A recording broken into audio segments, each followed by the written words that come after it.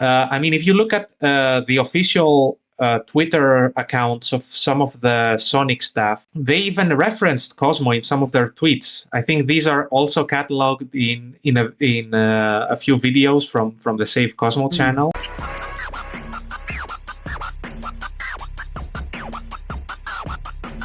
The fan fiction that really left a mark on me and really shaped, my way into this community was the one that I also mentioned earlier in this podcast.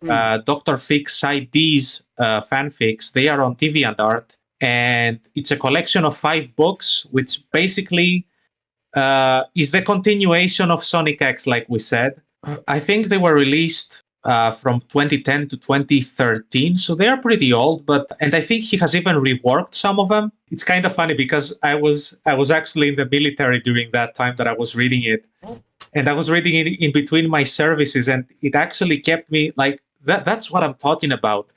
This is why I became such a big Cosmo fan and advocate for her return, that I ended up joining the movement and subsequently the Save Cosmo team. It was so powerful, so meaningful, all of this, that it elevated my mind into a whole different dimension. Like I'm telling you right now, I thought I was in a different world. That's how big of an impact it had on me.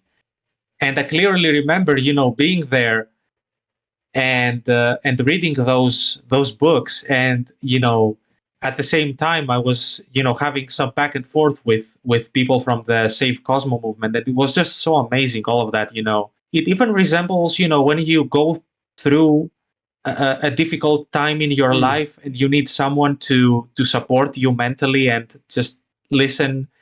Like, people use the word yapping nowadays, like you want to yap about something. So I guess that's why it had such a big impact on me. People like us, people like you and me, and people that are watching right now came together and joined forces uh, to just, you know, to express our emotions. Like, what happened was not right. It needs to be fixed in one way or another. And already, the fan made content that exists out there is, more than someone could ever imagine. It's enormous. I remember, I think it was from your video. You just used a clip from his video. What was I can't remember the exact quote, but he said something along the lines of, "Hey Sega, isn't that cool? Like, you were able to bring a character, build her up, just to completely murder her." I remember that Yeah, quote. that was a quote from Mason. Yeah, He was spot on this. I was watching that and I was laughing. Spot on. Well, definitely, Save Cosmo is still very much going. I'd even say, of course, there was a sense of disappointment uh, after Sega basically said that we wouldn't be seeing her anytime soon in official media. But you got to remember that the only reason why Cosmo became relevant again over the last few years was because of us, because of the community.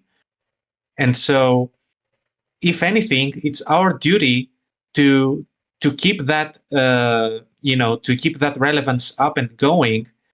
And just the sheer amount of fan art, of fan made content in general that has been made in this community and shared, I feel like it's an achievement in itself. I mean, if you look at the official Twitter accounts of some of the Sonic staff, um, they even referenced Cosmo in some of their tweets. I think these are also cataloged in a few videos from the Save Cosmo channel. Many instances of Cosmo being mentioned directly or indirectly by official staff of Sega.